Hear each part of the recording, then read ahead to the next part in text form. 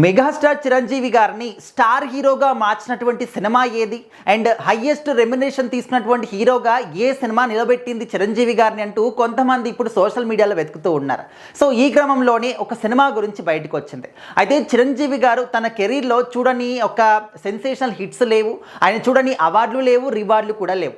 ఇప్పుడు వచ్చిన వాళ్ళు చాలామంది కూడా యంగ్ హీరోలు ప్రపంచవ్యాప్తంగా అన్ని కోట్లు సాధించాము, ఇన్ని కోట్లు సాధించాము అని చెప్పేసి సినిమాల పేర్లు చెప్పుకుంటూ ఉన్నారు. అండ్ ఇండియాలోనే అగ్రస్థానంలో ఉన్నటువంటి హీరోలు అని చెప్పేసి వాళ్ళ ఫ్యాన్స్ కూడా గొప్పగా చెప్పుకుంటూ ఉంటారు. కానీ ఒకప్పుడు సినిమాలకి ఈ విధంగా ఆన్లైన్ టికెట్స్ కానీ లేకపోతే ఆన్లైన్ రివ్యూస్ కానీ సోషల్ మీడియా కానీ ఇవన్నీ కూడా లేని రోజుల్లో ఒక టికెట్ తీసుకోవాలి అంటే 1 కిలోమీటర్ ఎత్తున భారీగా లైన్లో నిల్చొని పోట్లాడుకొని చొక్కాలు చింపుకొని మరి టికెట్ల కోసం పోట్లాడుకున్నటువంటి రోజులు.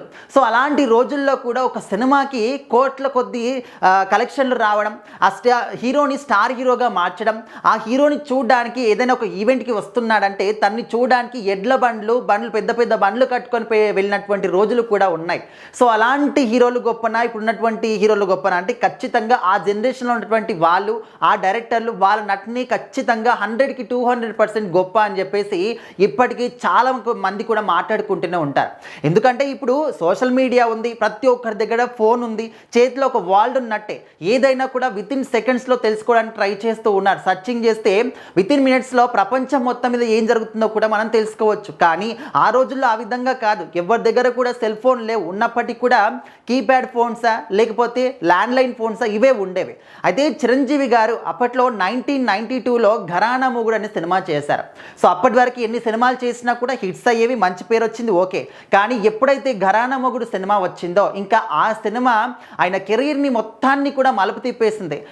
ఇండస్ట్రీ మొత్తంలో కూడా అగ్రస్థానంలో నిలిపేసింది. ఇండస్ట్రీ మొత్తంలోనే కాదు, ఇండియా మొత్తంలో కూడా చిరంజీవి గారి హైయెస్ట్ రెమ్యునరేషన్ తీసుకున్నటువంటి సినిమా ఏదైనా ఉందంటే అది ఖచ్చితంగా ఘరానా మొగుడు సినిమా మాత్రమే. అయితే ఈ సినిమాని దాదాపుగా ఒక 2 నుంచి 5 కోట్ల వరకు పెట్టినటువంటి సినిమా, అంటే ఇంతవరకు బడ్జెట్ పెట్టి సినిమా నిర్మించారు. కానీ ఈ సినిమా కలెక్ట్ చేసినటువంటి ఒక కలెక్షన్లు మాత్రం అప్పటి వరకు ఉన్నటువంటి రికార్డ్స్ ఏవైతే ఉన్నాయో ఇంకా రికార్డ్స్ని మొత్తాన్ని కూడా బ్రేక్ చేసేసి దాదాపుగా 20 కోట్లకు పైగానే గ్రాస్ వసూలు చేసింది ఘరానా మొగుడు సినిమా.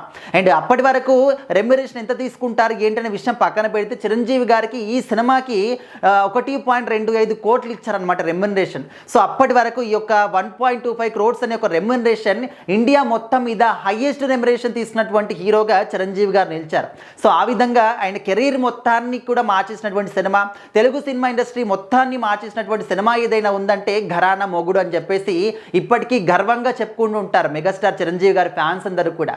సో ఇంతకన్నా గొప్ప రికార్డ్స్ ఇంకేం కావాలి? ఇప్పుడు వచ్చేటువంటి స్టార్ హీరోలు అందరూ కూడా ఒక టికెట్కి 1000 రూపాయలు, 1500, ఇంకా బ్లాక్లో అయితే 3000 తీసుకున్నటువంటి సినిమాలు కూడా ఉన్నాయి. సో ఆ విధంగా భారీ టికెట్ల ధరలు పెట్టి ఇంత భారీ కోట్లు సంపాదిస్తున్నాము, అంత హిట్ అయింది, ఇంత హిట్ అయింది చెప్పుకుంటారు. కానీ ఆ రోజులలో లైన్లో నిల్చొని అంత ఆదరణ ఈ సినిమా ఏంటంటే కొన్ని థియేటర్లో 130 రోజులు ఆడినటువంటి సందర్భాలు ఉన్నాయి, 175 రోజులు ఆడినటువంటి సందర్భాలు కూడా ఉన్నాయి. సో అంత భారీ సెన్సేషనల్ సూపర్ డూపర్ హిట్గా నిలిచింది. చిరంజీవి గారి కెరీర్లోని బిగ్గెస్ట్ సినిమా ఏదైనా ఉందంటే అది ఖచ్చితంగా ఘరానా మొగుడు సినిమా మాత్రమే. సో మీలో ఎంతమంది ఈ సినిమాని చూస్తే మీకు ఏ విధంగా అనిపించింది అనేది ఖచ్చితంగా కామెంట్ చేయండి.